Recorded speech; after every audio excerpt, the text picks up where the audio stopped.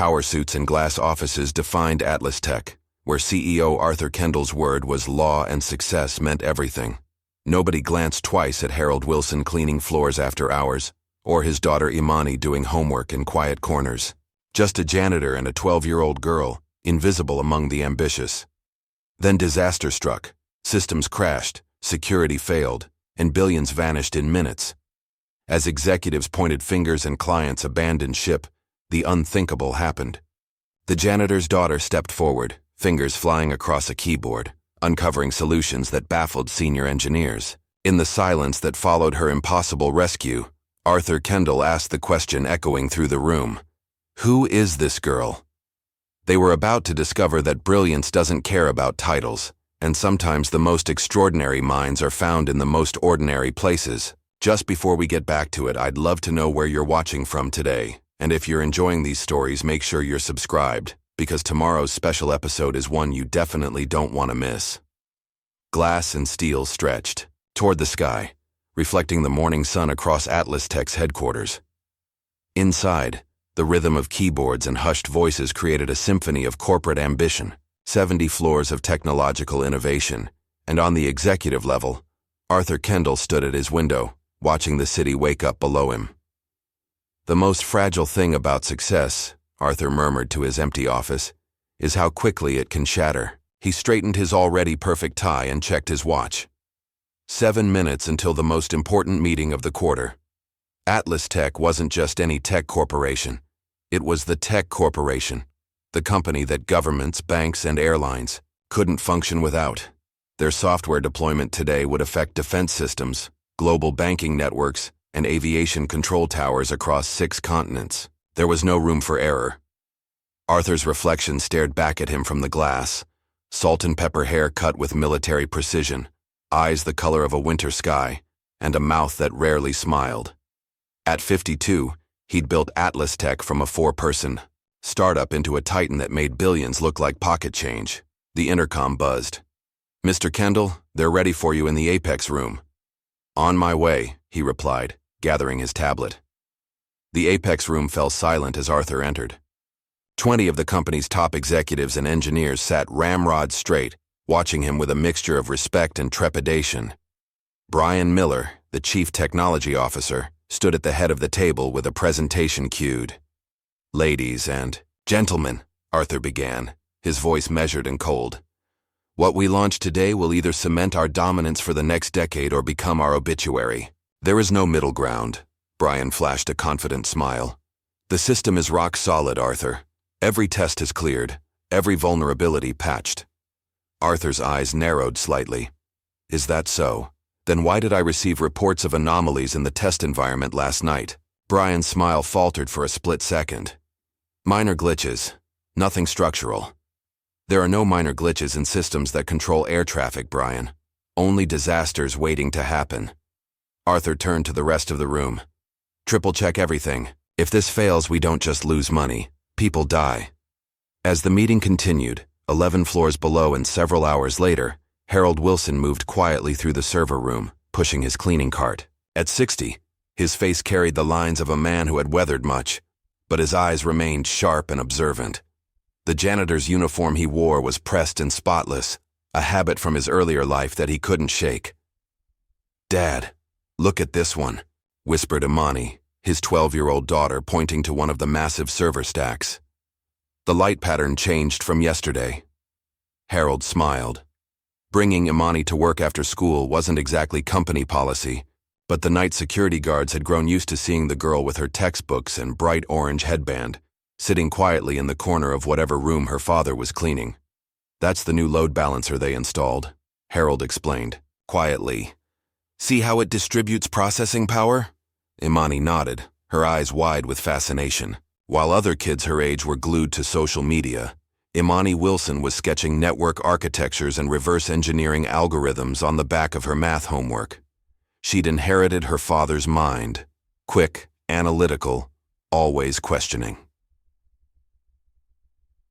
"Mr. Wilson," a sharp voice cut through the quiet hum of the servers. Brian Miller stood at the doorway, eyebrows raised. "I don't recall authorizing tours of our secure facilities." Harold straightened immediately. No tours, sir. Just finishing up. Here. Brian's eyes fell on Imani, who was quickly tucking away her notebook. This area requires security clearance. Your daughter doesn't have it. I understand, sir. We're leaving now. Brian watched them go, then shook his head dismissively before continuing down the hallway. He didn't even say hello. Imani whispered. Once they were in the elevator, Harold placed a gentle hand on her shoulder. Some people only see the uniform, not the person wearing it. The next morning, as developers streamed into the building, Lena Dawson sat alone in her cubicle, reviewing code for the upcoming launch. At 29, she was one of the youngest senior developers at AtlasTech and one of the few women in the department. Her desk was a fortress of organization, color-coded notes, perfectly aligned monitors, and a small plant that somehow thrived under the fluorescent lights. Lena, did you fix that memory leak in the security protocol? Brian's voice boomed across the open workspace. She didn't look up from her screen. I submitted the patch yesterday along with a suggestion to optimize the authentication sequence. Did you see my notes? Brian waved dismissively. We don't have time for your theoretical improvements. The sequence works fine as is. It works, but it's inefficient. It's creating unnecessary load on... Listen, Brian cut her off, leaning over her desk. This isn't grad school. We ship what works, not what's perfect. Stick to fixing bugs, not reinventing the wheel. He strode away, leaving Lena fuming silently. A junior programmer at the next desk gave her a sympathetic look. He shot down my suggestion last week too, called it cute but impractical. Lena sighed. One day he's going to regret not listening. That evening, as most employees headed home, Lena stayed behind to run final tests on her segment of the code. The office was nearly empty when she heard a soft rustling sound from the break room. Curious, she peeked in to find Imani sitting alone at a table, surrounded by homework and a half-eaten sandwich.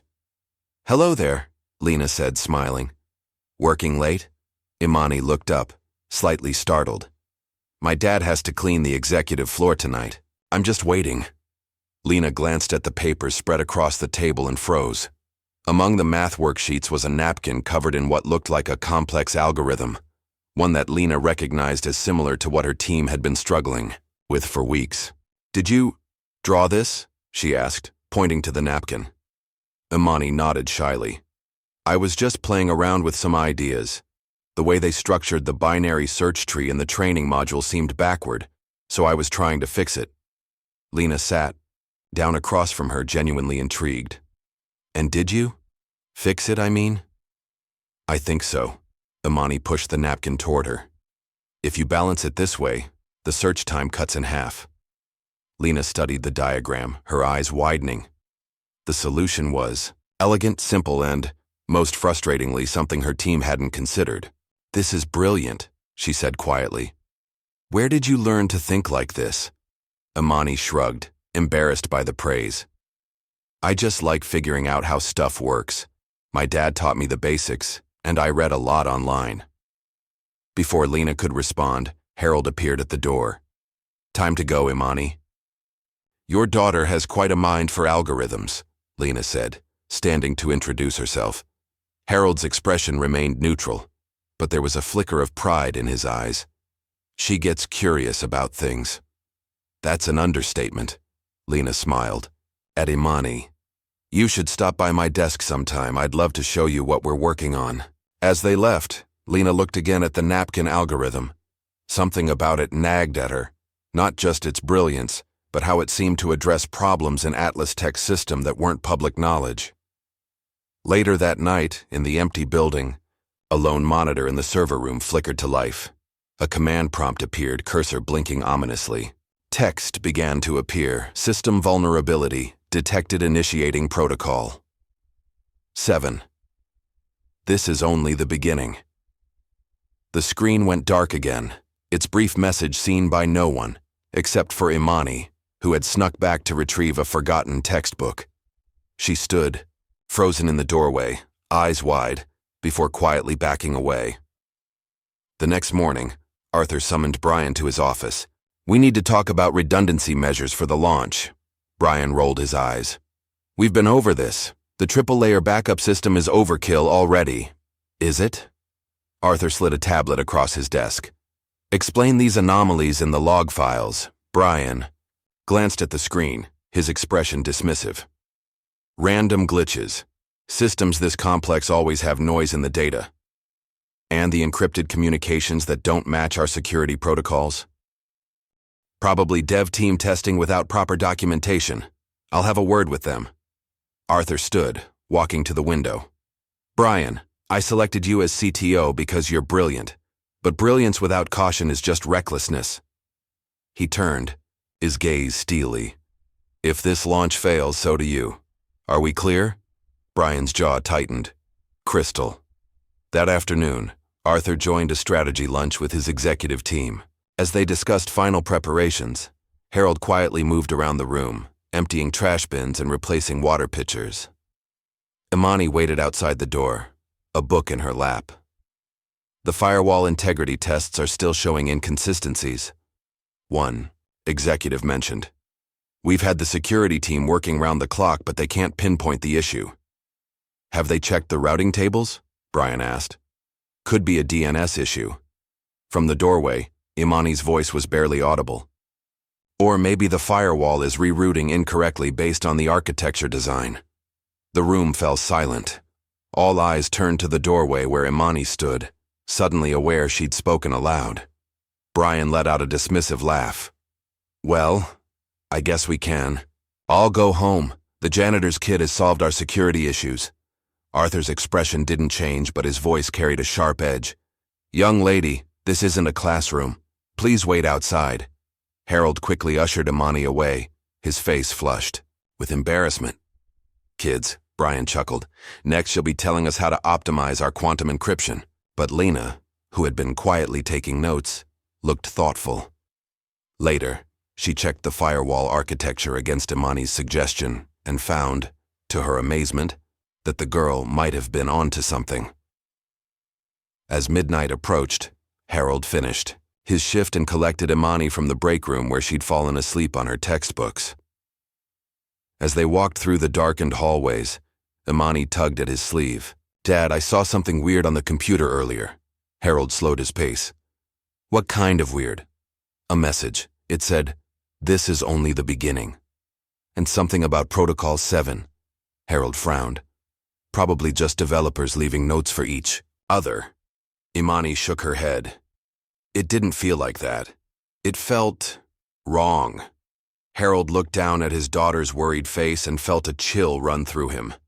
In his previous life, before janitorial work, before his wife's illness, he would have recognized the warning signs, but that was a lifetime ago. We'll tell someone tomorrow, he promised, but as they walked to the bus stop, he couldn't shake the feeling that something was very wrong at AtlasTech. Launch day arrived with the bright promise of a perfect morning. The AtlasTech headquarters buzzed with nervous energy as employees swiped into the building. In the main conference room, massive screens displayed news feeds from around the world, all covering the anticipated system deployment. Arthur Kendall stood at the center of the room, surrounded by his executive team and lead engineers. Client representatives watched remotely, their faces filling a wall of monitors. Billions of dollars in AtlasTech's future reputation hung in the balance. Today, we redefine industry standards, Arthur announced, his voice calm and measured. You've all worked tirelessly to make this happen. Now execute flawlessly. It wasn't an inspirational speech. Arthur didn't believe in false motivation, but the room straightened nonetheless. Brian Miller moved confidently between workstations, checking final preparations. T-minus 15 minutes, people. Final diagnostics. Look perfect. Lena sat at her station, methodically running through her checklists. She glanced up to see Harold wheeling his cart past the glass walls, Imani trailing behind him. The girl caught her eye and gave a small wave. Initiate deployment sequence, Brian called out at exactly 9 a.m. The room held its collective breath as progress bars crawled across screens. Everything ran smoothly for the first 5 minutes. Status indicators glowed green. Client representatives nodded approvingly, then a single alert flashed red. Server cluster 3 showing latency, a developer called out. Brian waved dismissively. Expected during initial data migration, it'll stabilize. But the red alerts began to multiply. One screen, then 3, then a dozen. Warning symbols cascaded across the monitoring dashboard. Database integrity compromised, someone shouted. Firewall breach in Sector 7. Authentication protocols failing. The orderly room descended into chaos. Developers shouted diagnostic commands while others frantically typed, trying to isolate the failures. What the hell is happening? Arthur demanded, his voice cutting through the noise. Brian stared at the screens in disbelief. It's not possible. Everything was tested. A massive warning filled the main display. System integrity failure. Catastrophic data loss in progress. The client monitors showed stunned faces turning to anger. One by one, they began disconnecting from the call. Stop. The deployment, Arthur ordered. Roll back to yesterday's backup immediately. We can't, a system administrator replied, her voice shaking. The backup servers aren't responding. It's like they've been wiped clean. That's impossible, Brian snapped. We have 3 separate backup systems on isolated networks. Well, they're all compromised, the administrator shot back. Data logs show rollback commands executed at 3 a.m., but there's no record of who initiated them. Lena moved to a terminal, typing rapidly. It's worse than that. This isn't a glitch, it's an attack. Look at the pattern. It's systematic, targeting critical infrastructure first, then destroying recovery options. Arthur turned to Brian, his face a mask of cold fury. You assured me this couldn't happen. It can't. Brian's forehead glistened with sweat. Someone must have breached our security protocols from the inside. This has to be sabotage. As the accusations flew, Harold quietly guided Imani away from the chaos. We should go, he whispered. This isn't safe. But Imani's eyes were fixed on the screens, her mind racing through possibilities.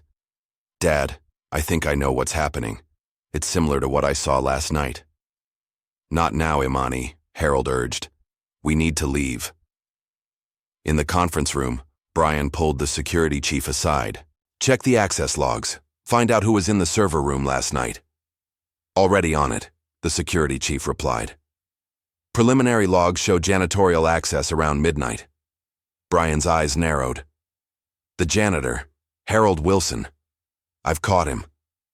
In secure areas with his kid before. Check his badge records. Arthur overheard them. You think a janitor crashed our entire system? Not alone, Brian replied. But he could have helped someone, or been paid to look the other way. Arthur hesitated, then nodded to the security chief. Check it out, but be discreet. The discretion lasted exactly 7 minutes. 2 security guards burst into the janitor's closet where Harold was preparing cleaning supplies. They seized him by the arms, speaking into their radios. We've got him, bringing him up now. What is this? Harold demanded. Take your hands off me. Security breach protocol, one guard replied coldly. You're being detained for questioning.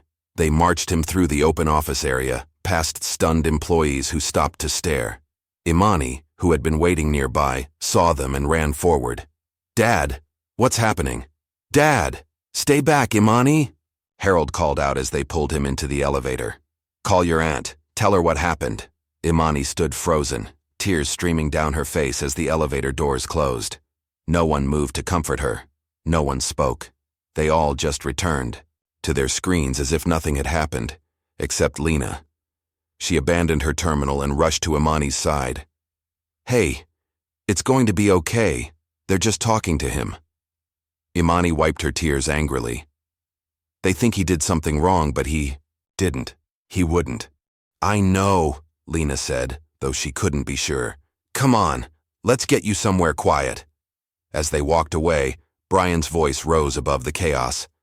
The attack is spreading. It's targeting client databases now. We're losing everything. The next hour passed in a blur of failed recovery attempts. Engineers tried every protocol in the book, but the malicious code stayed one step ahead, as if it knew their playbook. Arthur paced the room, barking orders that yielded no results. The stock price had already dropped 15% and was still falling. We need to make a statement, the communications director urged. Clients are panicking. The media is speculating. Tell them nothing until we understand what happened, Arthur replied. I won't have us making promises we can't keep.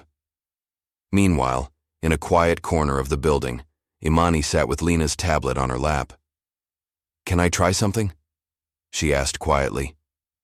Lena hesitated. Imani, this is serious. The entire company is— I know, Imani interrupted, but I've been watching how your systems work for months. The pattern looks familiar. Please? Against her better judgment, Lena logged into her developer account and handed over the tablet. Just don't break anything else. Imani's fingers flew across the screen, navigating through system architectures that most college graduates wouldn't understand. Her brow furrowed in concentration. There, she murmured. The attack is using the company's own security protocols against it.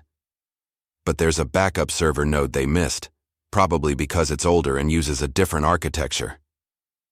Node 42? Lena asked incredulously. That's from our legacy system. It's barely connected to anything. Exactly, Imani said, her voice gaining confidence. If I can redirect power there and isolate it from the main network— She typed furiously, implementing a solution so unconventional that Lena could barely follow it. After several tense minutes, a small green indicator appeared. I've got access to one secure partition, Imani announced. About 10% of the core data is intact. It's not much, but it's something to build on. Lena stared at her in amazement, then grabbed her hand. Come with me. Now. They rushed back to the conference room, where desperation had given way to grim resignation. Arthur was on the phone with the board chair, likely explaining how billions in value had evaporated in hours. Mr. Kendall, Lena called out, pulling Imani forward. We found something. Arthur held up a finger, finished his call, then turned to them with irritation. Not now, Lena. And why is that child still here? Because she just did what our entire engineering team couldn't, Lena replied. She found a way to access the last uncorrupted server node. The room fell silent. All eyes turned to Imani, who suddenly looked very small in her school clothes and orange headband. That's absurd, Brian scoffed. She's, what, 10? 12, Imani corrected quietly. Show me, Arthur said, his tone making it clear he expected to be disappointed. Lena led Imani to the main terminal. With everyone watching, Imani repeated the process she'd used earlier. Commands flew across the screen as she navigated through the wreckage of AtlasTech's infrastructure. Gradually, expressions around the room changed from skepticism to disbelief. A developer whispered to another, "Is she writing custom shell commands on the fly?" When the green indicator appeared showing access to the secure partition, a collective gasp rippled through the room. "How did you do that?" Arthur asked, his voice oddly quiet. "The attack targeted newer systems," Imani explained, gaining confidence as she spoke. "But there was an old server running backup protocols that didn't match the pattern. I isolated it before the virus could find it." Brian pushed forward. "This is ridiculous. She must have had help. Probably from her father, who, may I remind everyone, had unauthorized access to our servers last night." "My dad didn't do anything wrong," Imani said firmly. Arthur studied her face, then looked at the screen showing the recovered data. "Who? Is this girl?" he asked, not directing the question at anyone in particular. Brian moved to pull Imani away from the keyboard. "This is a security breach. She shouldn't even be in this building, let alone accessing our systems." Arthur held up his hand, stopping Brian mid-motion. "Wait." He turned to Imani. "Can you recover more data?" Imani nodded slowly. "I think so. But I need help. The attack is still running and it will find this server eventually." Arthur made a decision. "Lena, work with her. Brian, call off security. I want Harold Wilson brought here, not to a holding room." His eyes narrowed at Brian's protest. "Now."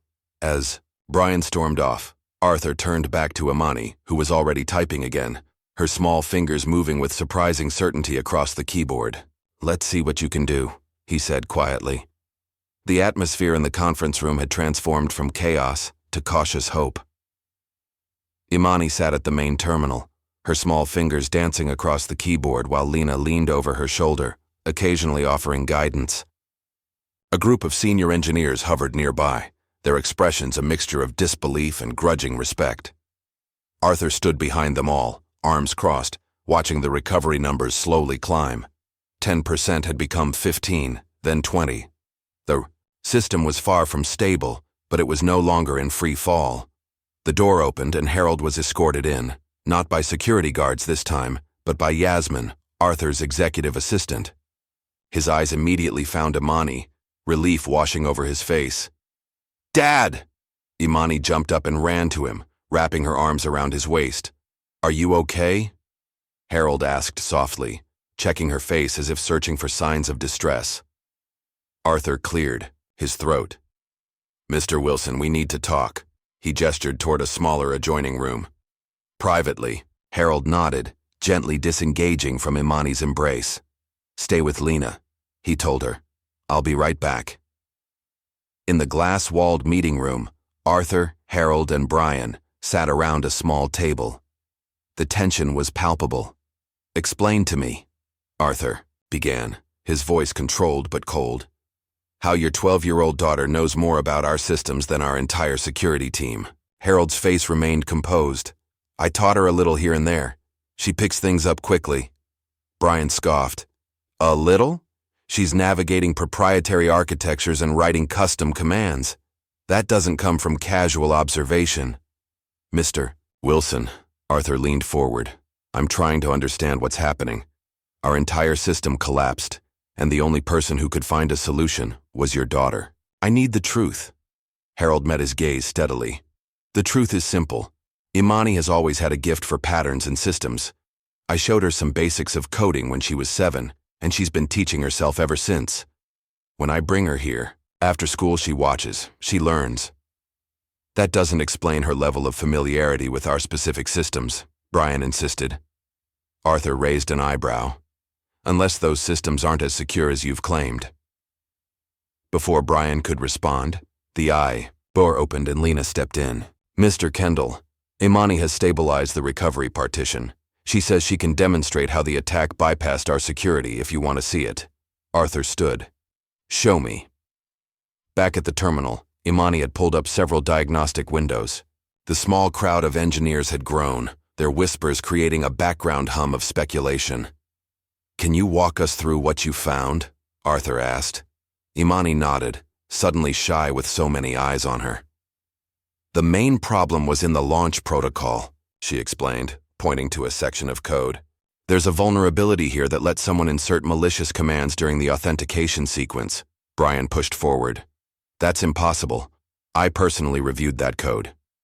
"It's hidden really well," Imani continued unperturbed. "But if you look at the pattern of data packets, you can see where they're being redirected." She pulled up another window showing packet traces. "See these timestamps? They don't match." One of the senior engineers leaned closer, adjusting his glasses. "She's right. There's a discrepancy in the sequencing. And here," Imani pointed to another section, "is where I found a way to rethread the data flow through an older server node. The attack didn't target it because it wasn't in the main architecture diagram." Arthur turned to his team. "Can any of you verify this?" The engineers exchanged glances, then one stepped forward, a gray-haired woman who had been with the company since its founding. "The girl's analysis is sound, unconventional, but sound." Brian's face flushed with anger. "This is absurd. You're all being fooled by a parlor trick. She couldn't possibly understand our systems this well unless—" He turned to Harold. "Unless you gave her unauthorized access." "I never gave her access to anything," Harold replied firmly. "Then explain this." Brian gestured wildly at the screen where Imani had resumed typing, tracking down corrupt data packets. Lena stepped forward, a binder in her hands. "I can explain part of it." She opened the binder, revealing pages of handwritten notes and diagrams. "Imani gave me these last week. They're original solutions to optimization problems our team has been struggling with for months." She handed the binder to Arthur. "These predate the system crash. They're just insights. Pure problem solving." Arthur flipped through the pages, his expression unreadable. Finally, he looked up at Harold. There's more to this story, isn't there? Harold sighed deeply. For a moment he seemed to be debating with himself. Then he nodded. Yes, but it's not what you think. The room fell silent as Harold began to speak, his voice soft, but clear. 15 years ago, I wasn't a janitor. I was studying computer engineering at MIT. I was on track for a doctorate when my wife, Layla, was diagnosed with an aggressive form of cancer. Imani looked up from the screen, her eyes sad, but proud as her father continued. We had no family, nearby no support system. The medical bills piled up. I dropped out to care for her and Imani, who was just a baby then. When Layla passed away, I had a choice: restart my career or be there for my daughter. Harold's eyes found Imani's. It wasn't really a choice at all. So you became a janitor, Arthur said, understanding dawning in his eyes. It paid the bills and gave me regular hours. I could be home when Imani needed me. Harold shrugged. And yes, I taught her what I knew about coding. The rest she figured out herself, just by watching and reading. The room was silent as everyone processed this revelation. Even Brian seemed momentarily at a loss for words. Arthur broke the silence. Mr. Wilson, Harold, I apologize for the way you were treated today. It seems we've all been making assumptions. He turned to Imani. And you, young lady, have quite a gift. Thank you, sir, Imani replied quietly. Now, Arthur straightened, once again the CEO in command. We have a company to save. I want a full report on the extent of the damage within the hour, and I want to know how this happened. As the team dispersed to their assignments, Arthur pulled Harold aside. I'd like Imani to continue working with Lena, under supervision, of course, and only if you agree. Harold hesitated. She's just a child, Mr. Kendall. A child who just saved $10 billion worth of data, Arthur replied. We'll compensate her time, naturally, and yours. While they spoke, the AtlasTech board of directors had convened an emergency meeting in response to the crisis. The video conference screen showed 8 grim faces, all demanding explanations. Gentlemen, ladies, Arthur addressed them calmly. We've contained the breach and begun recovery procedures. The situation is stabilizing. Stabilizing, echoed Lawrence Porter, the board chair. Our stock has dropped 20% in 2 hours. Clients are threatening to sue. The media is calling it the biggest tech failure of the decade. It was a sophisticated attack, Arthur replied. But we've identified the vulnerability and, from what I hear, interrupted another board member, you had to rely on a janitor's child to save your systems. Is that true, Arthur? Arthur's jaw tightened. Partially. The girl has exceptional abilities that proved useful in identifying a recovery path. This is a PR nightmare waiting to happen, Porter said. We need to suppress this angle completely. The public can't know that AtlasTech was saved by a child. I disagree, Arthur said firmly. In fact, I think there's a compelling story here about recognizing talent in unexpected places. Are you insane? Porter exploded. It makes us look incompetent. No, Arthur replied coldly. What makes us look incompetent is that our systems were compromised in the first place. As for the girl, I'm inclined to let the chips fall where they may. After ending the call with the disgruntled board, Arthur returned to the main floor where recovery efforts continued. Lena and Imani had set up at a workstation slightly apart from the others. How's it coming? He asked. We've recovered about 30% of the core data, Lena reported. And Imani found something interesting in the access logs. Imani pulled up a display showing login timestamps. There's weird activity here from last week. Someone was accessing core scripts during non-business hours, but the logs were altered to hide it. Arthur studied the screen.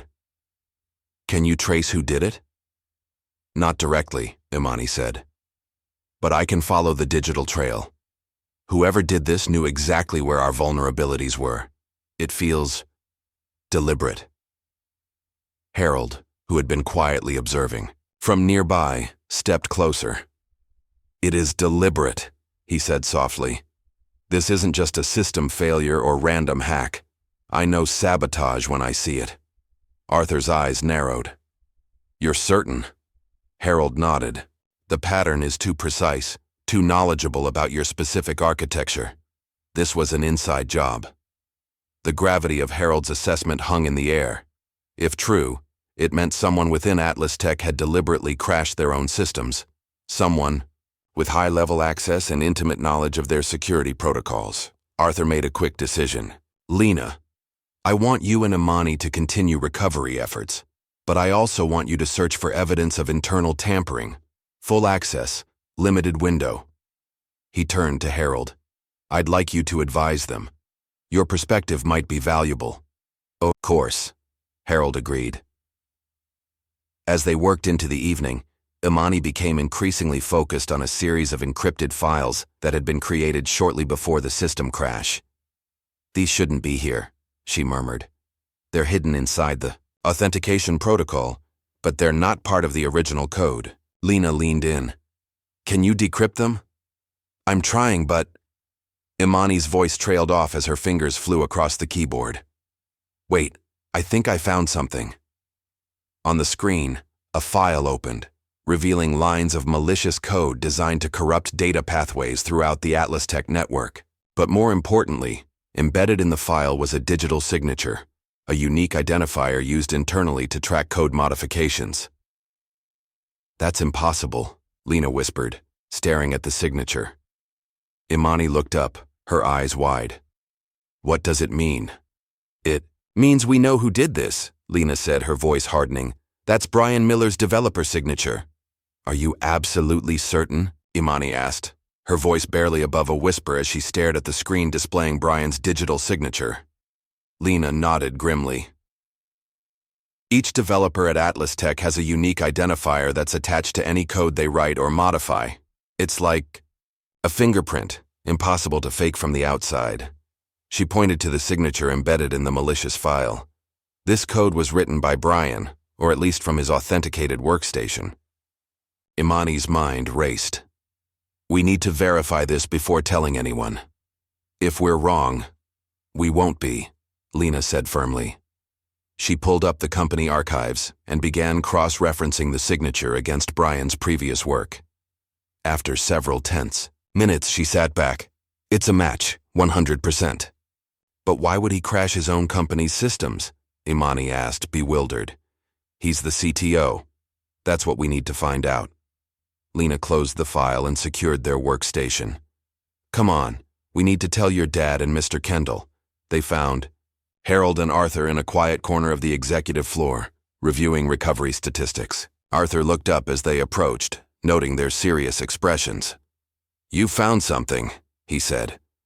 It wasn't a question. Yes, Lena replied cautiously. But it's sensitive. Is there somewhere we can speak privately? Arthur led them to his office and closed the door. Tell me. Lena explained what they'd discovered, the encrypted files, the malicious code, and most damning of all, Brian's digital signature. As she spoke, Arthur's expression hardened from concern to cold fury. If this is true, he said when she finished, it's not just corporate sabotage, it's criminal. It's true, Lena confirmed. I've verified the signature against company records. Arthur paced the length of his office, thinking, we need to be careful here. Brian has allies on the board, and accusing the CTO of sabotage without ironclad proof could backfire spectacularly. What if we set a trap? Imani suggested quietly. All eyes turned to her. What kind of trap? Arthur asked. We could make him think we're still struggling with recovery but secretly watch what he does next, Imani explained. If he's the saboteur, he'll probably try to finish what he started or cover his tracks. Harold looked at his daughter with a mixture of pride and concern.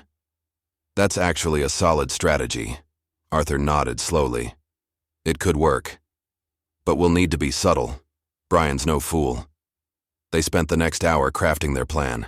Lena would create a dummy server environment that appeared to contain recovering data, while Imani set up a hidden monitoring system to track Brian's access attempts.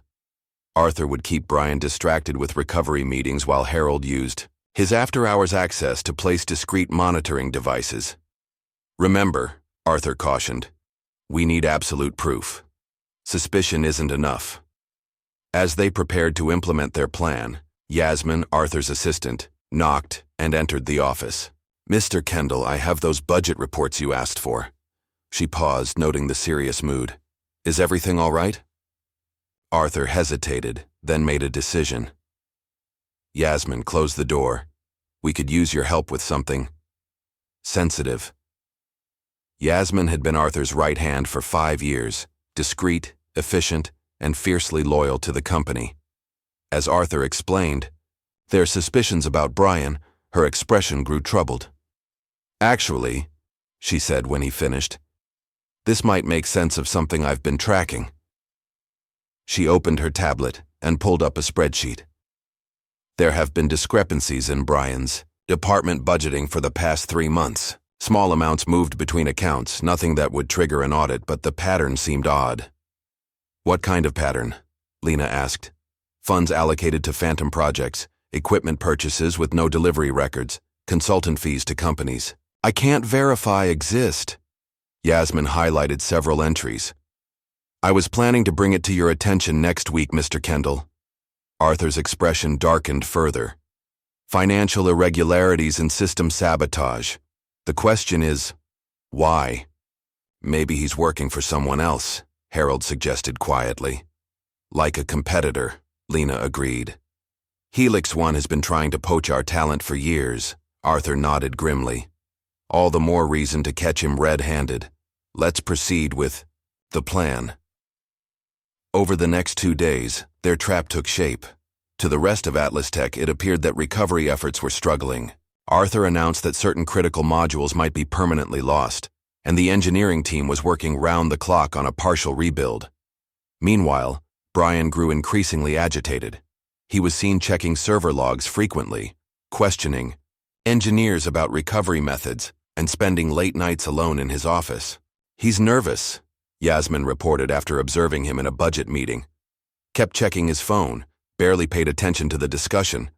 On the 3rd morning, Imani's monitoring system pinged an alert. He's accessing the dummy server, she told Lena excitedly. And he's trying to run a deletion script on what he thinks is our recovered data. Lena watched the access logs in real time. We've got him.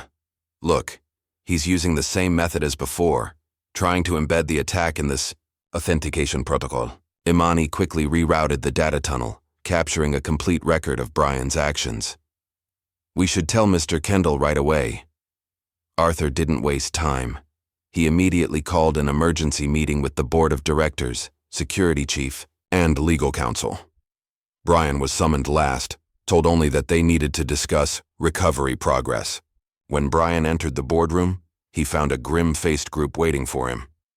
Arthur stood at the head of the table, his expression unreadable. Brian, he began calmly, would you care to explain why you attempted to delete our recovered data? This morning? The color drained from Brian's face. What? That's ridiculous! I was running diagnostic tests, not... Diagnostics don't include malicious code designed to corrupt database architecture, Arthur interrupted, sliding a tablet toward him. This is a complete log of your activities, along with your digital salvo signature on the original attack code. Brian stared at the evidence, his mind visibly racing for an explanation. This is fabricated. Someone's framing me. The security team has verified the authenticity of all records, Arthur continued implacably. Your credentials were used to access restricted areas 72 hours before the crash. Your signature is on the attack code. And this morning you attempted to finish what you started. This is absurd. Brian slammed his fist on the table. I've given everything to this company. Why would I sabotage it? 10 million reasons, Lena said quietly from the corner where she stood with Imani and Harold. She stepped forward and placed another tablet on the table. We found this in your cloud storage, a contract offer from Helix One, dated 2 weeks ago. 10 million in stock options, CTO position, guaranteed board seat. Brian's face contorted with rage and desperation. You had no right to access my personal files. Actually, Arthur replied coldly, our terms of employment give us every right when corporate sabotage is suspected. He nodded to Lena, who tapped her tablet. The room's main screen lit up with a video, Brian in his office, speaking on an encrypted line. The system will be crippled for weeks. By the time they recover, if they recover, AtlasTech's valuation will be cut in half. Helix One can swoop in for the acquisition at a bargain price, and you'll have your competitors eliminated without the antitrust issues. It's win-win. The video ended, leaving a deafening silence in the room. How did you... Brian began, then stopped, realizing the depth of his predicament. Imani's monitoring system caught more than just your deletion attempts, Lena explained. It recorded everything you did on company devices. Brian's eyes darted to Imani, who stood quietly beside her father. This is because of a child? You're destroying my career based on some janitor's kid playing detective? Harold stepped forward, his voice steady. No, Mr. Miller, you destroyed your own career when you betrayed the company that trusted you. Before Brian could respond, the boardroom door opened and 2 security officers entered. Behind them stood a man in a dark suit who introduced himself as Corporate Security Liaison with the Federal Cybercrime Division. Brian Miller, he said formally, we need you to come with us for questioning regarding violations of the Computer Fraud and Abuse Act. As Brian was escorted out, still protesting his innocence, Harold quietly approached Arthur. There's something else you should know, he said, reaching into his pocket. He pulled out a small USB drive. I found this hidden in a ceiling vent, in the server room 3 weeks ago. I didn't think much of it at the time, thought maybe it was lost by an IT tech. Arthur took the drive carefully. And now? Now I think it might contain the original worm code Brian planted, Harold said, the physical access point for the attack. Arthur stared at the small device that had nearly destroyed his company. Have you told anyone else about this? Harold shook his head. Only Imani. She recognized it might be important after we found Brian's signature. Arthur nodded, tucking the drive into his pocket. Thank you.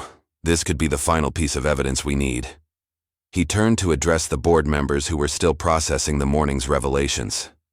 Ladies and gentlemen, I suggest we take a short recess. When we return, we need to discuss damage control and next steps.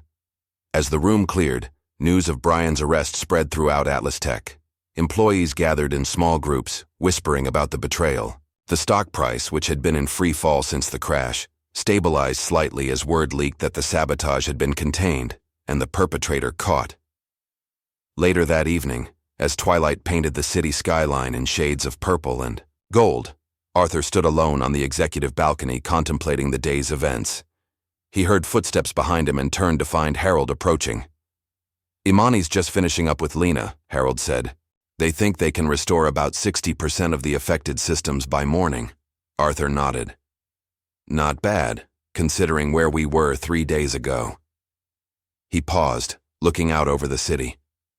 You know, Harold, it's not lost on me that a janitor and a 12-year-old girl just saved my company. Harold smiled slightly. Life has a way of surprising us. Indeed it does, Arthur agreed. He turned to face Harold directly. I'd like to offer you a position more commensurate with your skills. Our R&D department could use someone with your background. Harold shook his head. I appreciate that, Mr. Kendall, but my priority is still Imani. The night shift works for us right now. I understand, Arthur said, but the offer remains open, and as for Imani, she has extraordinary potential. I'd like to discuss some possibilities for her future, with your permission. She is extraordinary, Harold agreed, pride evident in his voice. But she's also still a child. Arthur nodded. Of course, everything at its proper time. He extended his hand. Thank you, Harold, for everything.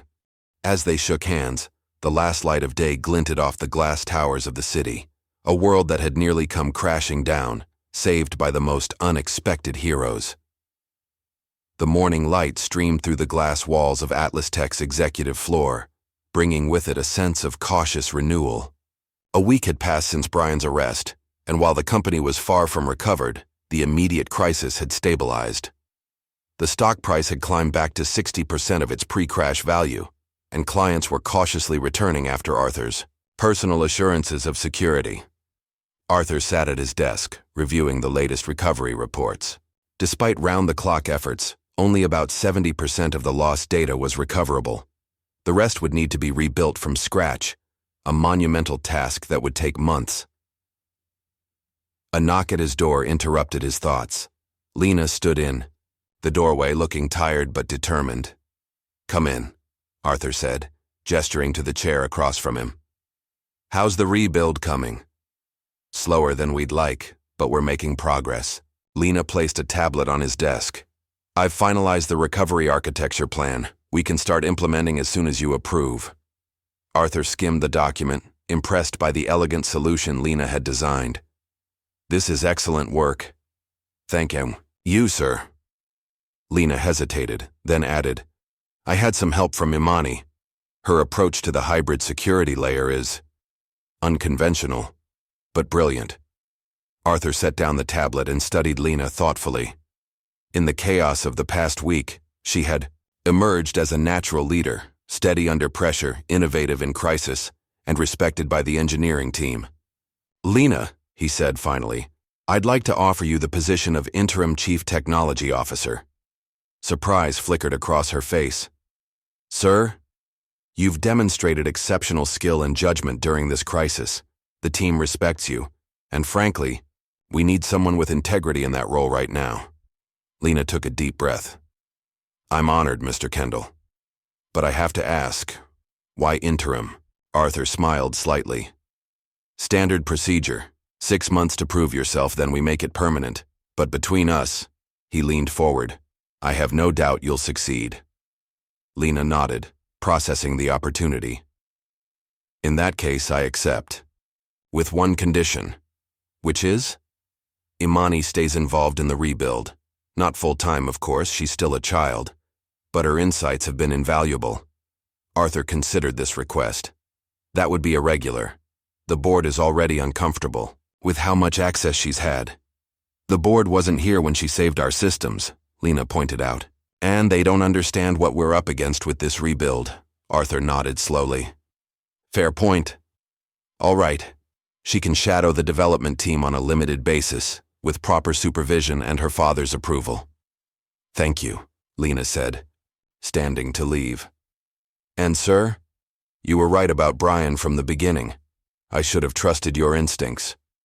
"We all missed the signs," Arthur replied.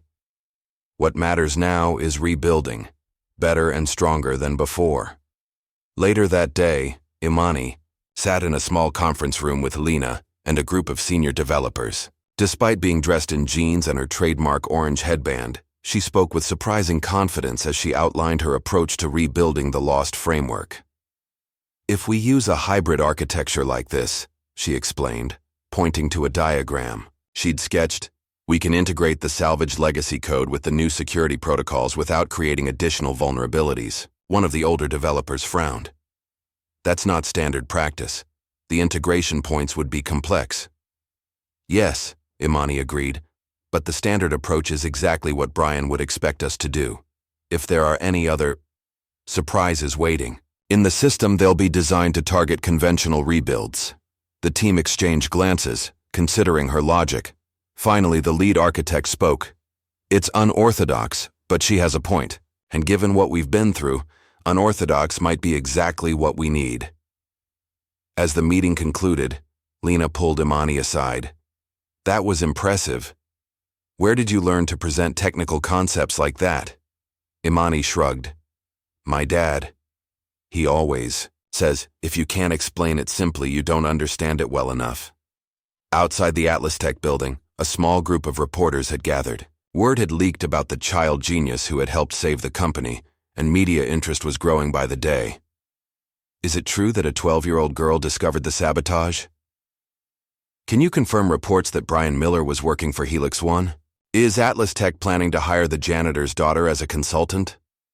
Arthur ignored the questions as he strode into the building, but he knew the story couldn't be contained forever.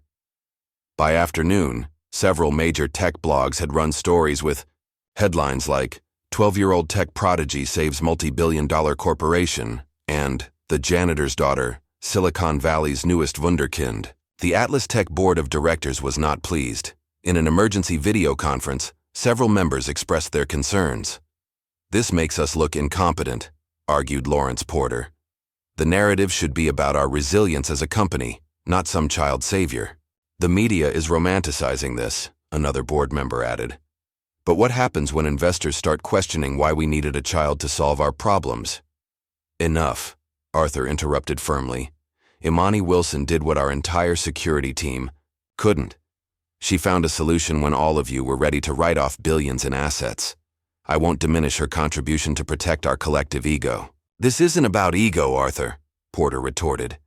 It's about the company's image. Having a child involved at this level appears unprofessional at best, desperate at worst. Arthur's voice dropped to a dangerous quiet. She's done more for this company than all of you put together. And let me be clear, if you push this issue, I'll take it public. How do you think shareholders will react when they learn the board wanted to silence the person who saved 30% of our market value? The threat hung in the air, leaving the board members shifting uncomfortably in their seats. Finally, Porter sighed. Fine, but keep her involvement limited and supervised. We don't need any more surprises.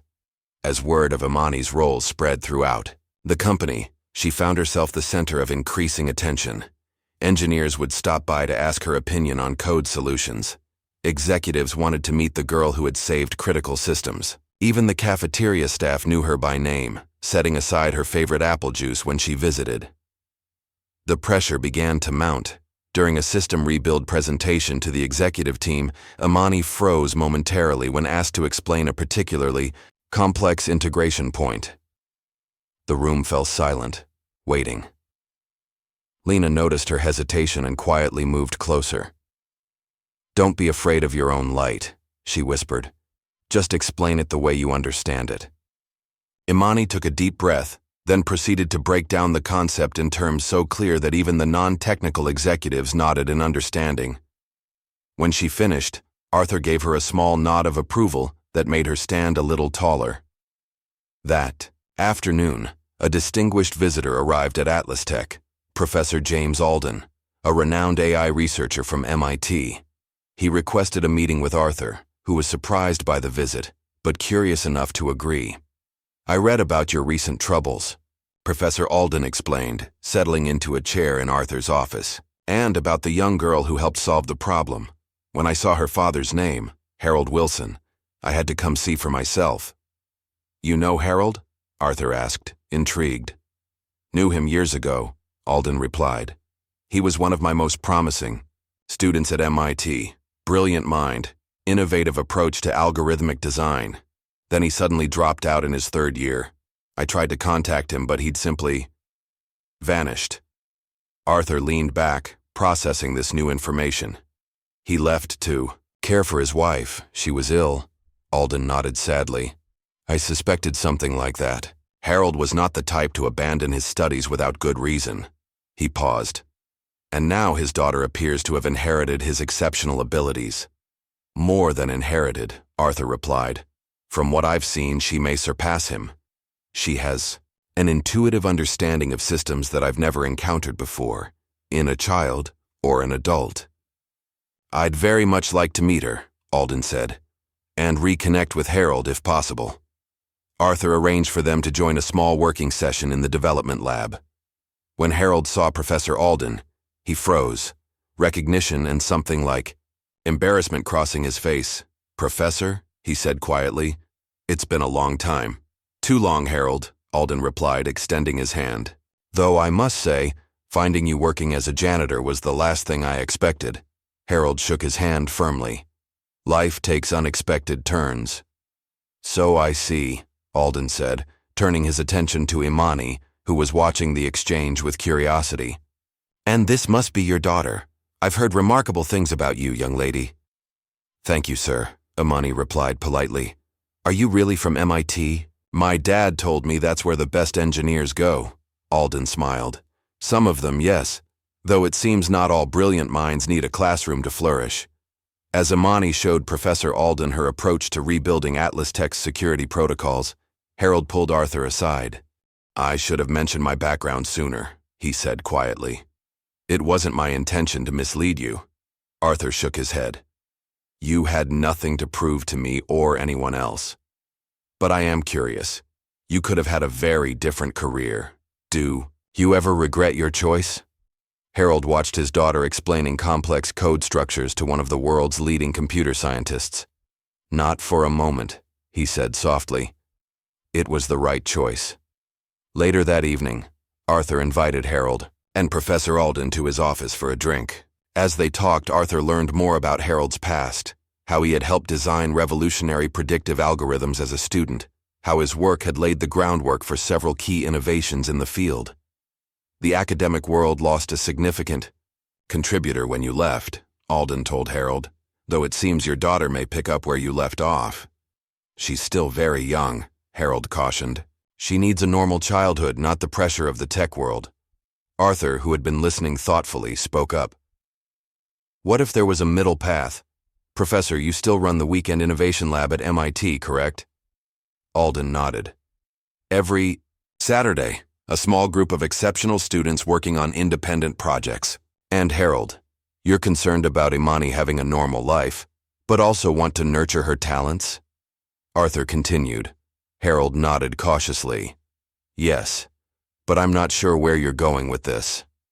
What if Imani spent weekends at the Innovation Lab?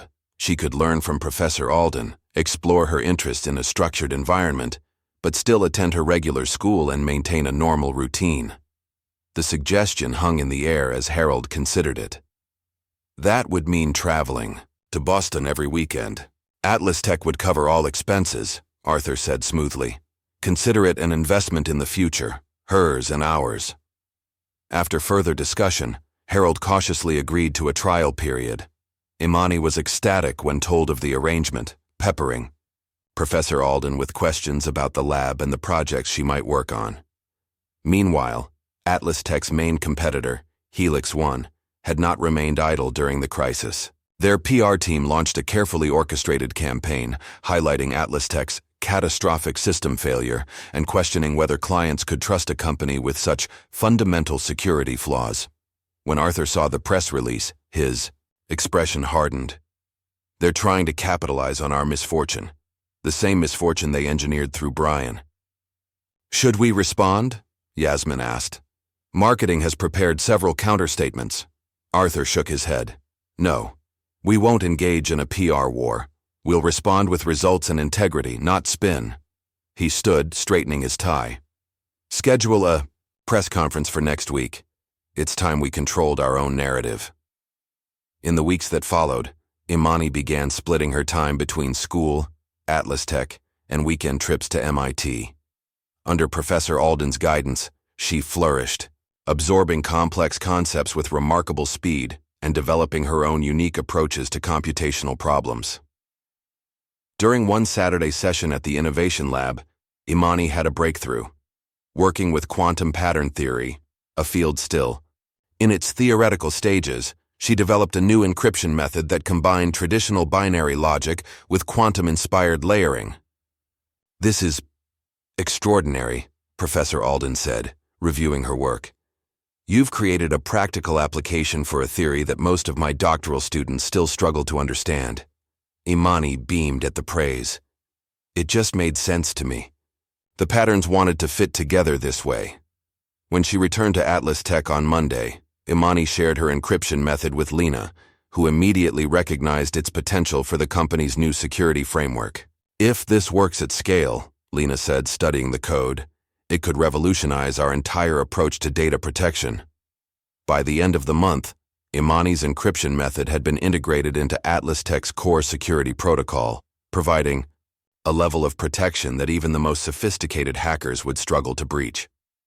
It was the final piece in the company's rebuilding effort, a unique innovation born from the mind of a 12-year-old girl who had once been invisible to the corporate world around her.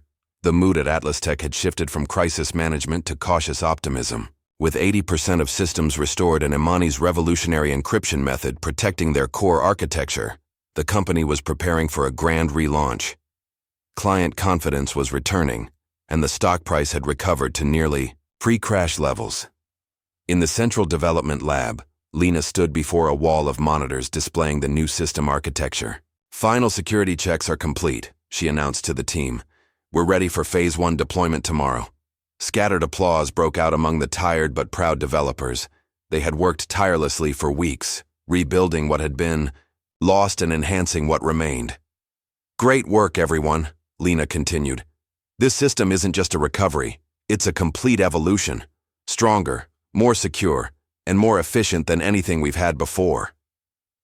As the team dispersed, Imani approached, Lena with a tablet in hand.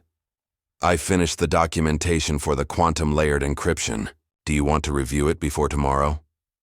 Lena smiled. Absolutely. Let's grab some lunch and go through it together. They settled in the executive dining room, a perk Arthur had insisted Imani should share despite objections from some board members. As they reviewed the documentation, Arthur joined them briefly. How are we looking for tomorrow? He asked, helping himself to coffee. On track, Lena confirmed. The preliminary tests all passed with flying colors. Imani's encryption method performed exceptionally well against our simulation attacks. Arthur nodded approvingly. Excellent. The board is still nervous, but I've assured them this relaunch will restore full client confidence. He glanced at his watch. I need to prepare for the investor call. Keep me updated if anything changes. As he walked away, Imani turned to Lena. He seems less, scary now. Lena laughed. Arthur, he's always been intense but fair. I think this whole experience has changed him, though. Made him see things, and people, differently. Their conversation was interrupted by a sudden commotion from the development lab. Running back, they found developers gathered around the main monitoring station, expressions of disbelief and horror on their faces. What's happening? Lena demanded, pushing through the crowd.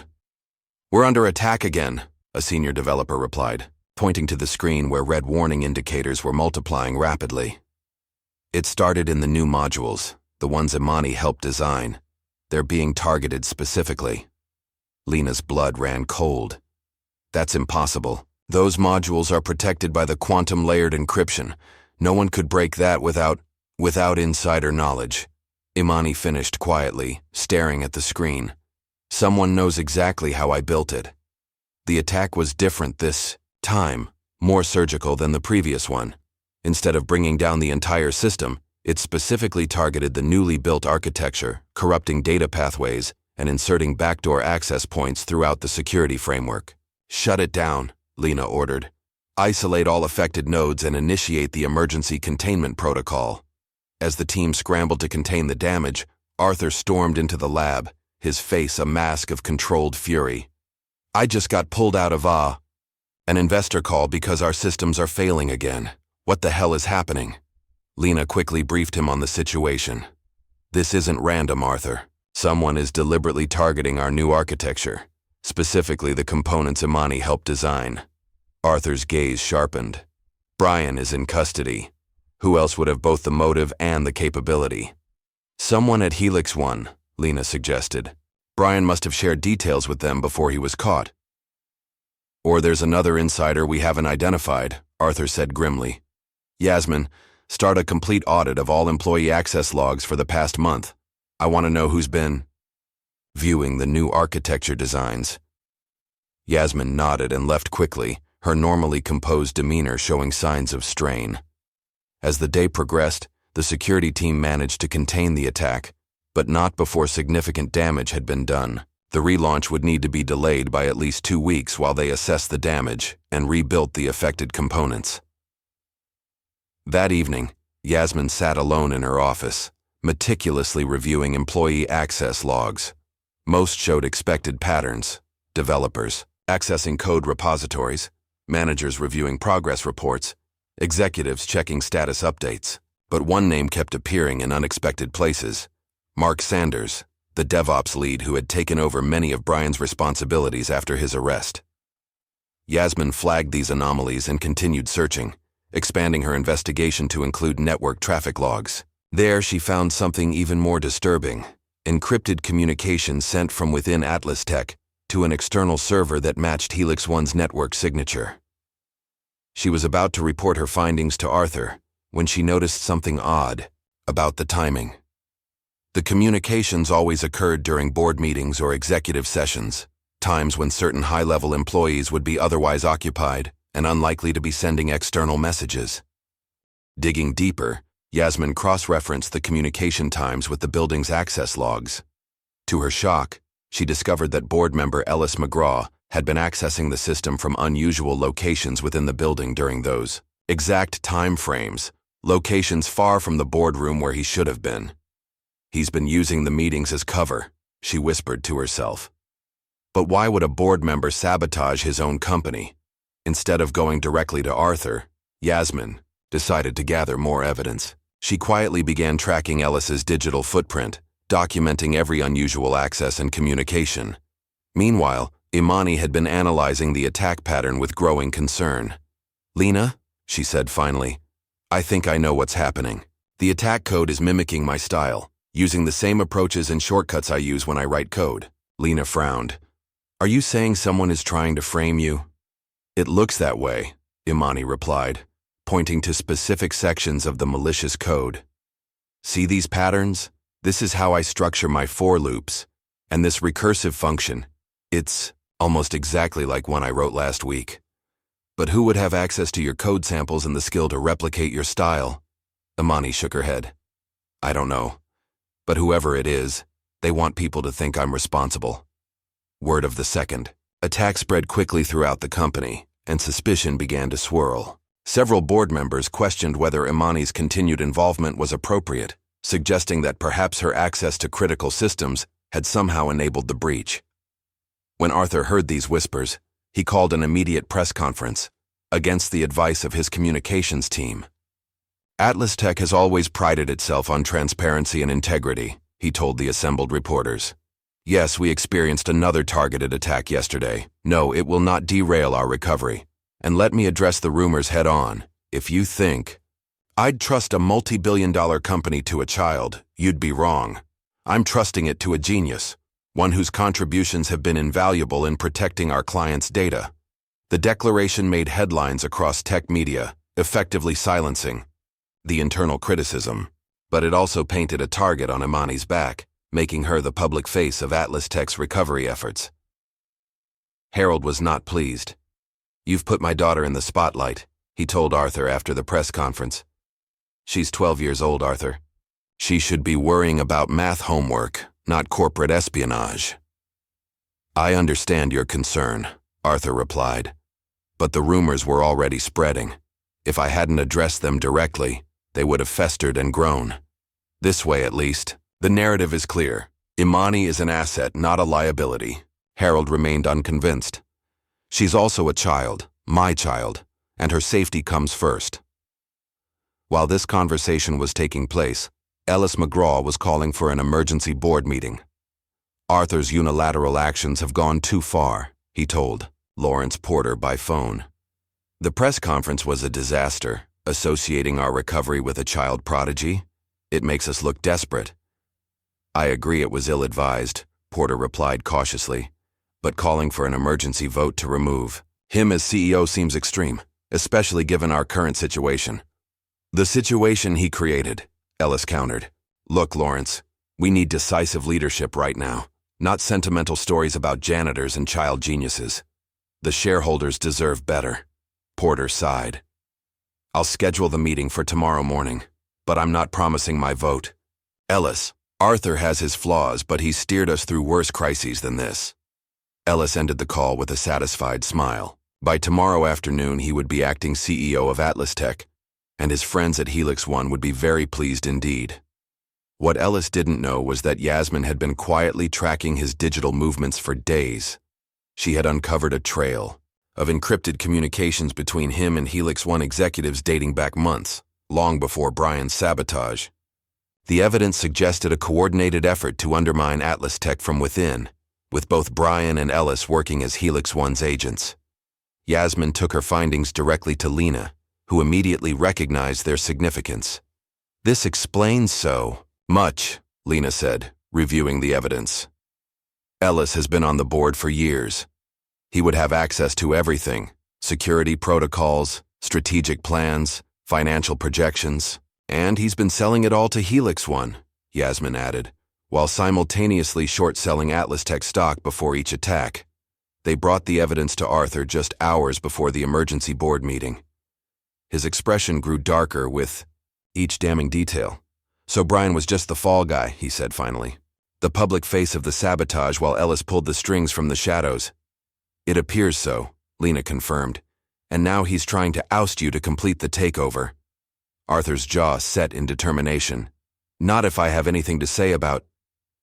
The emergency board meeting began with Ellis McGraw presenting his case for new leadership. He spoke passionately about AtlasTech's need for a steady hand and traditional leadership approach, subtly criticizing Arthur's recent decisions without naming him directly. When he finished, Arthur stood. Before we vote, I'd like to address the board. He moved to the front of the room, tablet in hand. Ellis has painted a compelling picture of a company in need of new direction. What he failed to mention is his own role in creating the very crises he now criticizes. Ellis frowned. What are you talking about? Arthur activated the main screen, displaying a timeline of encrypted communications between Ellis and Helix One executives. This is a record of your contact with our main competitor over the past 6 months. Note the dates. Each coincides with a major security event or stock price fluctuation. The board members shifted uncomfortably, exchanging shocked glances. This is absurd, Ellis protested. You're manufacturing evidence to save your position. Am I? Arthur replied coldly. He switched to another screen showing Ellis's trading records. These are your stock transactions, Ellis. Short-selling AtlasTech shares just before each security incident. Quite profitable, wasn't it? Ellis stood abruptly. This meeting is over. I won't sit here and be slandered. Actually, came a new voice from the doorway. The meeting is just getting interesting. Professor Alden entered, followed by 2 men in suits. I took the liberty of forwarding your evidence to some colleagues at the Corporate Securities Division. They were most interested in the pattern of insider trading. The 2 men approached Ellis, who had gone pale. Ellis McGraw, we need you to come with us for questioning regarding violations of federal securities laws. As Ellis was escorted from the room, the remaining board members sat in stunned silence. Finally, Lawrence Porter spoke up. Arthur, I think I speak for all of us when I say we owe you an apology. It seems we've been harboring a viper in our midst. Arthur nodded curtly. What matters now is moving forward. Helix One has been attempting a hostile takeover through sabotage and insider manipulation. That ends today. The news of Ellis's arrest broke during a shareholders' summit, causing a brief panic followed by a surge of relief when the full story emerged. AtlasTech was not failing. It had been targeted in a coordinated attack by its main competitor. With the threat removed, confidence in the company's recovery soared. Back at home that evening, Harold watched his daughter with concern. The stress of the past weeks had taken its toll. Imani was exhausted, falling asleep surrounded by pages of code and system diagrams she'd been studying. Gently, he removed the papers and covered her with a blanket. Your mother would have been proud, he whispered, smoothing her hair. So proud. In that quiet moment, Harold made a decision. He would allow Imani to continue her work with AtlasTech and Professor Alden, but on his terms, with clear boundaries to protect her childhood and well-being. She had a gift that deserved to be nurtured, but she also deserved to be a child. With that resolution, he turned off the light, leaving his brilliant daughter to dream of algorithms and quantum patterns, and perhaps, occasionally, of just being 12. Morning light spilled across AtlasTech's newly renovated Security Operations Center. 3 months had passed since Ellis McGraw's arrest, and the company had undergone a remarkable transformation. Gone were the sterile glass partitions and cold minimalist design. In their place stood collaborative workspaces filled with diverse teams of engineers working together in a more open, inclusive environment. At the center of it all stood Imani, pointing to a holographic display of AtlasTech's new infrastructure, Quantum Lock. The system represented a quantum leap in security architecture, a hybrid AI security interface that could identify and rewrite vulnerabilities in real time, adapting to threats as they emerged. The neural pathways create multiple authentication layers, Imani explained to the small group gathered around her. Each one uses a different verification method, so even if attackers breach one layer, the others remain secure. The team listening to her wasn't composed of AtlasTech's veteran engineers. Instead, it was a group of young developers, all from backgrounds similar to Imani's. talented kids from underprivileged communities who had been handpicked by Arthur and Harold through a new outreach program. Lena stood at the back of the room, watching with quiet pride. Under her leadership as CTO, AtlasTech had not only recovered, but evolved. The company culture had shifted from cutthroat competition to collaborative innovation, with a renewed focus on finding talent in unexpected places. "That's enough for today," Lena announced as Imani finished her explanation. "Remember, the code challenge is due by Friday. Imani and I will review your submissions next week." As the young interns gathered their things, Arthur entered the room looking more relaxed than anyone could remember seeing him. His perpetual suit had been replaced by a casual button-down, and he even smiled occasionally, a sight that still startled longtime employees. "How's our future workforce coming along?" he asked Lena. "Brilliantly," she replied. 3 of them have already produced code that would put most of our senior developers to shame." Arthur nodded, satisfied. "And our star pupil?" he asked, glancing at Imani, who was helping one of the younger interns with a complex algorithm. "Thriving," Lena said. "Professor Alden says she's mastered concepts that his graduate students struggle with. And she's fantastic with the other kids, patient, encouraging, never condescending." "Unlike some CTOs I've known," Arthur remarked, dryly thinking of Brian. Meanwhile, across town at Helix One headquarters, the atmosphere was markedly different. Emergency meetings had become the norm, as the company struggled to contain the fallout from Ellis's arrest. Their stock had plummeted, clients were fleeing, and worst of all, their technological edge was rapidly disappearing. Their new quantum lock system launches next week, the acting CEO informed his grim-faced executive team. Early reviews call it revolutionary and unhackable. We're 3/4 behind in development, and our top security architects just resigned to join AtlasTech. "What about our legal options?" someone asked. "Limited," came the terse reply. "Our connection to Ellis and Brian has been established beyond doubt. We're lucky the federal investigation is focused on them personally, or we'd be facing criminal charges as a company." As Helix One floundered, AtlasTech soared. The final preparations for Quantum Lock's launch were underway, with Imani's team putting the finishing touches on the system's self-learning capabilities. Yet, despite the company's success, Imani found herself at the center of growing public attention. Tech blogs featured stories about her. Educational programs requested interviews. The 12-year-old genius narrative had taken on a life of its own. "Are you sure you're okay with this?" Harold asked one evening as they reviewed yet another speaking invitation, this time for a national youth tech conference. Imani nodded slowly. "I think it's important, Dad.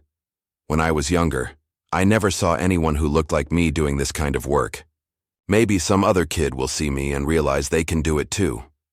Harold smiled, though concern still lingered in his eyes. "Just remember, you can always say no. Your worth isn't measured by how many conferences you attend or articles they write about you." The Youth Tech Conference was held in a converted warehouse downtown, filled with excited young people from across the country. When Imani took the stage, the audience fell silent, hundreds of eyes fixed on the small figure with the bright orange headband. "Most people see me as the kid who saved a big company," she began, her voice steady despite her nerves. "But that's not really the whole story. The truth is, I'm just one of thousands of invisible kids with talent who never get noticed." As she spoke from the heart about opportunity, access, and the power of believing in yourself, the audience hung on every word. By the time she finished, many were on their feet, applauding not just for Imani but for the possibility she represented. That brilliance could emerge from anywhere, if only given the chance to shine. Back at AtlasTech, preparations for the Quantum Lock launch reached their final stage. The system had passed every security test with flying colors, and pre-orders from clients had already exceeded projections by 300%. In a rare moment of quiet, Arthur found himself alone with Harold, on the executive balcony watching the sunset paint the city skyline in shades of gold. "Your daughter has changed this company," Arthur said, breaking the comfortable silence. "Not just through her technical contributions, but by changing how we see potential." Harold nodded. "She has that effect on people. I've been thinking, Arthur continued, about how easily we missed her brilliance. How many others have we overlooked because they didn't fit our narrow definition of talent? He turned to face Harold directly. I judge people too easily, by their appearance, their background, their job title. You showed me I was blind to brilliance that didn't wear a suit. Harold smiled slightly. We all have our blind spots. Inside, the final system checks for quantum lock continued through the night. Lena and her team methodically verified each component, ensuring everything was perfect for the morning launch. Imani, who had been granted special permission to stay late, moved between workstations offering suggestions and encouragement.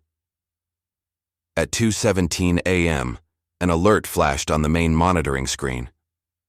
We've got a recursion loop in the authentication module, called out one of the engineers.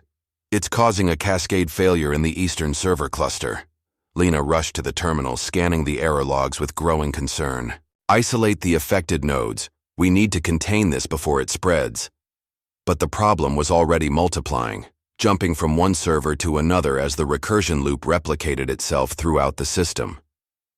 By dawn, nearly 20% of Quantum Lock's core functions were offline or severely compromised. What happened? Arthur demanded, having been called in early as the situation deteriorated. It looks like a design flaw in the authentication loop, Lena explained. Exhaustion, evident in her voice, something we missed in testing. The recursive function keeps calling itself without a proper exit condition, eventually overloading the system resources. Arthur's face darkened. Can it be fixed? Yes, but not quickly. We're looking at a minimum of 48 hours to isolate the problem, redesign the authentication protocol, and implement the fix. The launch is in 6 hours, Arthur reminded her unnecessarily. I know. Lena ran a hand through her disheveled hair. We need to postpone. As the team scrambled to contain the damage, Imani sat alone in a corner, staring at lines of code on her tablet. The recursion loop had originated in a section she had designed, an elegant solution that had worked flawlessly in testing, but failed catastrophically at scale. It's my fault, she whispered, when Lena found her. I wrote that module. I missed something. Lena sat beside her. Hey, look at me. Every engineer makes mistakes. Every single one of us. That's how we learn and grow. But the launch will happen when it happens, Lena said firmly. One delayed launch won't define AtlasTech, and it certainly won't define you. She hesitated, then added, You know, for years I was the only woman in most tech meetings I attended. I made mistakes, got overlooked, had to fight twice as hard to be heard, but each setback taught me something valuable. What? Imani asked quietly. That you're allowed to mess up. That's how greatness is born. Not from perfection, but from learning and adapting and trying again. Slowly, Imani nodded, her natural resilience reasserting itself. We need to fix the recursion loop. Yes, we do, Lena agreed. And I think we should start by completely reimagining the authentication sequence. Your original design was brilliant, but maybe there's an even better approach we haven't considered yet. Together, they rejoined the team, who had set up an emergency war room to tackle the problem. Arthur had already announced the launch delay to the press, framing it as final refinements to ensure optimal performance, rather than acknowledging the serious flaw. What followed was an all-night effort that would later become legend within AtlasTech. Imani, Lena, and the young development team worked in rotating shifts, each taking turns to rest while others continued coding. Harold brought food and encouragement, setting up a makeshift break area where exhausted engineers could recharge. Sunrise came and went. Progress was made, setbacks encountered, new approaches tried and discarded. Through it all, Imani's creativity and perseverance never flagged. When one solution failed, she immediately began exploring alternatives, her mind constantly shifting, perspectives to find new angles of attack. It's not about forcing the system to work, she explained during a brief break.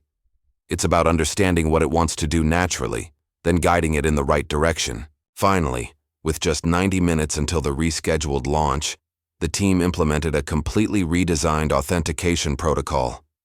Gone was the recursive loop that had caused so much trouble.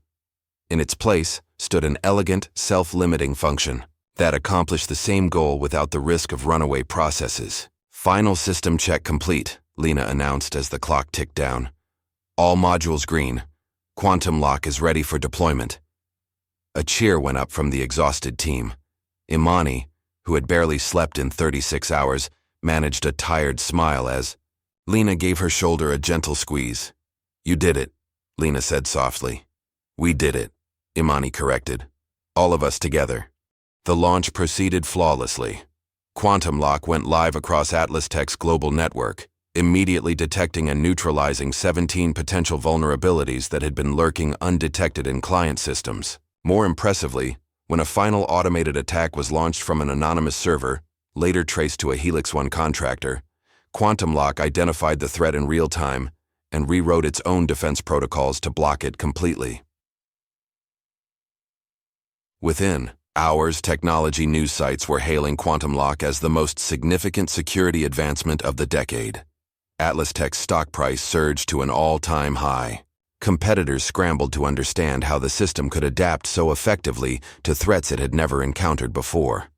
At the center of this triumph stood Imani, no longer just the janitor's kid, or even the child prodigy, but recognized as a genuine innovator whose vision had transformed an industry. When interviewed by a major tech publication, she simply smiled and said, "I just love solving puzzles.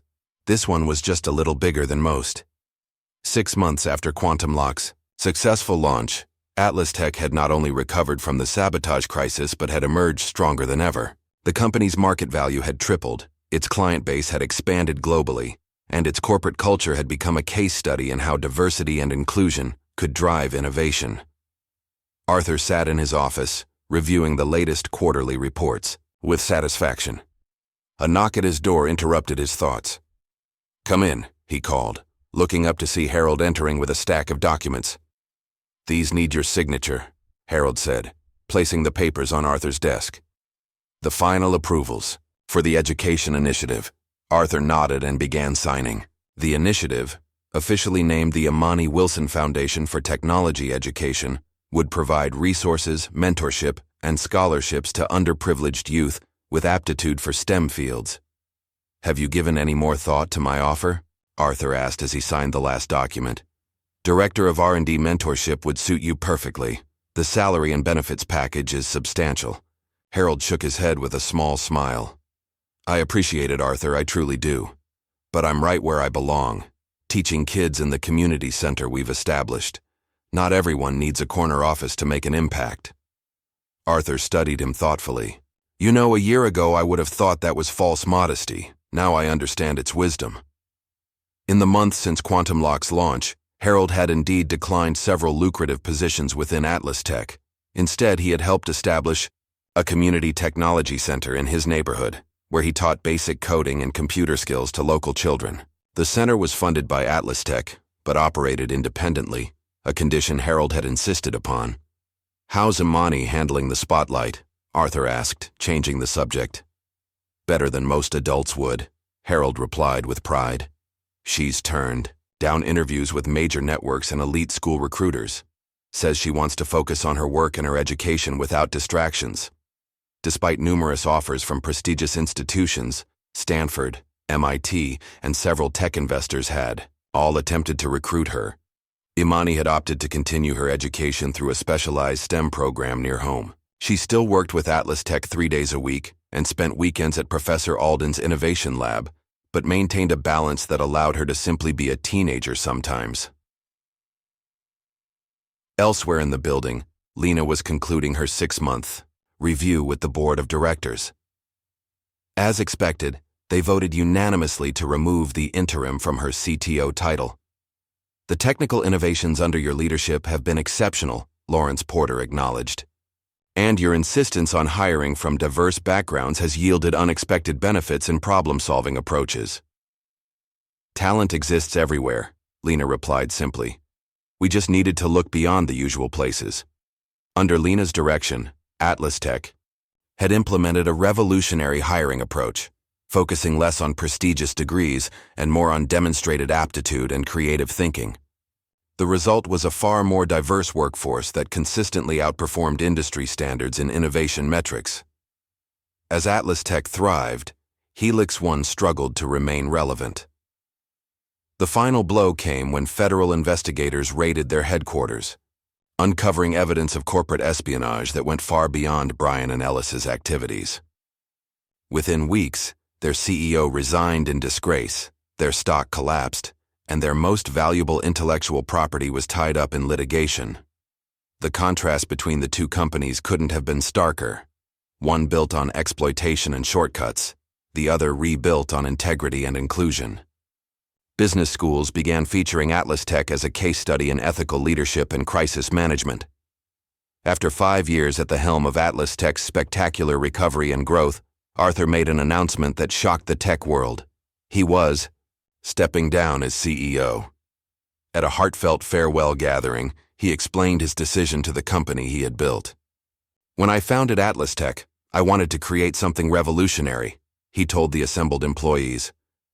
"What I didn't understand then was that true revolution isn't just about technology, it's about people, about seeing potential where others see nothing, about listening to voices that have been silenced."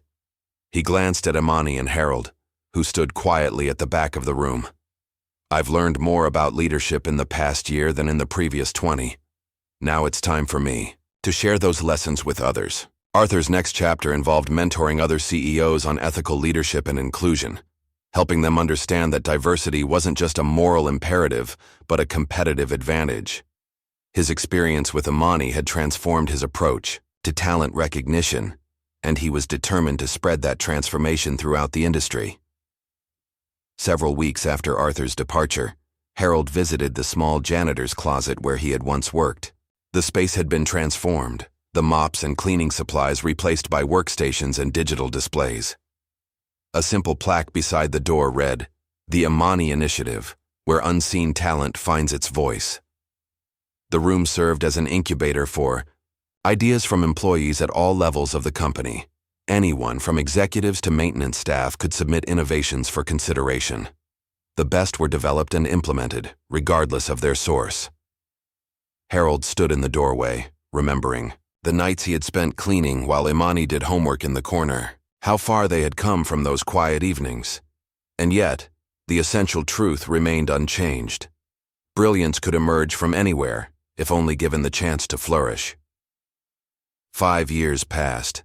AtlasTech continued to thrive under new leadership that maintained the inclusive principles established during the recovery. Helix One eventually dissolved, its assets acquired by smaller competitors who built something better from its remains. On a bright spring morning, 17-year-old Imani Wilson stood on a stage before hundreds of young women, primarily girls of color, all wearing orange headbands identical to her own. The headband had become a symbol of the movement she had inadvertently started, a wise reminder that genius didn't require privilege, just opportunity. "When I was 12, she began, her voice confident and clear. "I was invisible to most of the world. Just the janitor's kid, sitting quietly in the corner. No one expected anything remarkable from me because no one was looking in my direction." The audience listened intently as she continued. "But invisibility can be a superpower if you use it right. It lets you observe, learn, and prepare without pressure or expectations. So when your moment comes, and it will come, you're ready to step forward and show the world exactly who you are." The young women nodded, many taking notes or recording her words for later inspiration. Each had been selected for the Imani Initiative's mentorship program, identified as having exceptional potential in STEM fields, despite lacking traditional advantages. As Imani concluded her keynote, a familiar figure watched from the back of the hall. Arthur Kendall, now dedicated full-time to educational equity and tech, smiled as he witnessed the continuation of a legacy far more meaningful than market share or profit margins. Later that evening, in her bedroom, Imani sat by the window with her notebook. Despite her accomplishments and growing influence, this private ritual remained unchanged, sketching new ideas in the quiet moments before sleep, imagining possibilities that others hadn't yet considered. She paused, looking up at the night sky visible through her window. The world of technology had been transformed, in part through her contributions. But there was still so much more to do, so many more barriers to break down. Okay, she whispered to herself, turning to a fresh page. What if I made the world even safer? Her pencil touched the paper, and a new idea began to take shape. What brilliance might you be overlooking in the people you pass by every day? If this story touched your heart, hit that like button and subscribe for more powerful tales of hidden potential that will make you see the world differently.